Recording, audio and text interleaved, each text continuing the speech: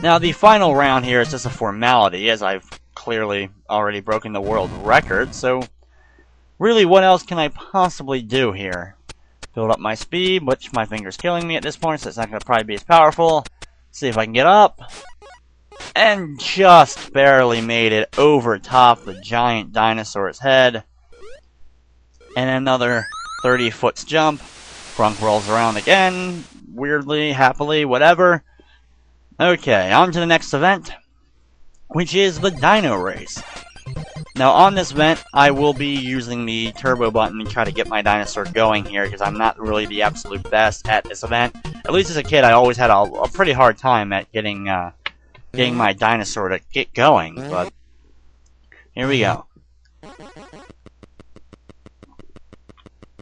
You press the buttons alternating, and once you get up to a certain speed, and once you start getting going, you can clock your dinosaur over the top of his head, which will cause him to go into a turbo mode and start, getting him to fly very quickly over every single obstacle. So, yeah, it ends up being a pretty easy race once I was able to figure out that. I guess for some reason as a kid I just didn't get that concept. But either way, you get him going, he runs uncontrollably, as you can see, as I just tripped and sent Grunk flying. My opponent is still pretty far behind.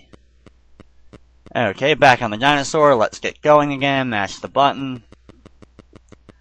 There we go, hit him on top of the head. Got him going for a second, I don't know why I just stopped there. There we go, get him going again. There's 8, as my opponent has now been thrown off his dinosaur. There's 9.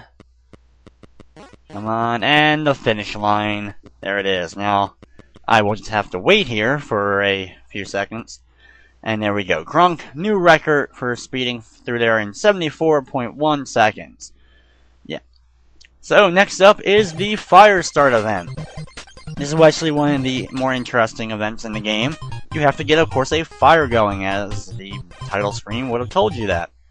But in this one, you're competing against a random opponent, either a human opponent if you're facing someone else, or the computer opponent. And they're going to keep trying to mash their stick over the top of your head while they're trying to rub the sticks together to get sparks going.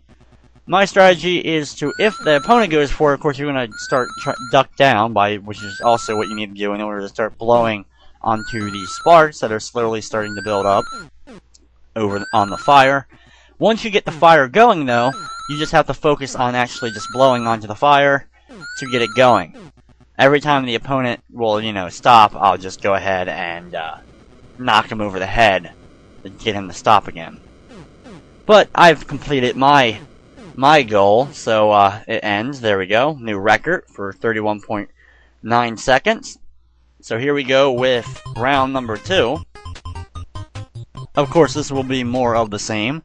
As we're going to get going right at the start, I'm going to try to knock my opponent over the top of his head. Come on, you know you want to get hit. There we go.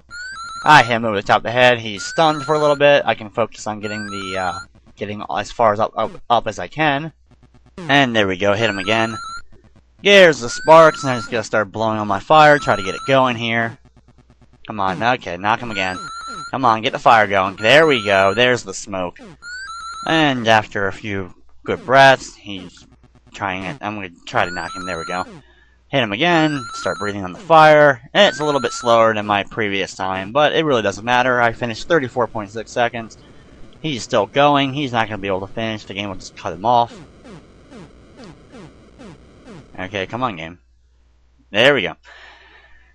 Okay, now it's time for the final event of the game. I know, it feels like we just started. Well, this is the final event of the game, and you are being chased by a saber-toothed tiger while you're running against an opponent. My opponent for this event is Glunk, who we met in the cave club dueling earlier. Now, always your opponent seemingly knocks you back quickly, but once you go up to him, if you actually press the A and B buttons together, you can usually do an elbow that knocks him back instead. As you saw, he already got eaten by the saber-toothed tiger. I guess Glunk can survive, 2 falls off of a giant cliff, but he can't survive being eaten by a saber-toothed tiger. My guess is, though, he's still on the inside of that tiger, and he will eventually burst out of it and face me again. But we won't get to see that, because I'm running, and this tiger's chasing me. It's a pretty simple event, especially after you've already knocked your opponent, and he's eliminated from the event. You make it to a tree, you climb up the tree, you start to wave. The tiger's not quite there yet. You wave at the tiger. The tiger is probably going to get pretty ticked off, and you think that tiger will somehow be able to reach me still. Even, when you think about it, if he stood up on his hind legs, he could probably still reach that top branch that I'm sitting on. But 46.2 seconds is my score on that one. And yeah, that was all the events in Caveman Games. I know it was a pretty short one, but hey, this is how the game is. Either way, that's going to wrap up another edition of Play It Through.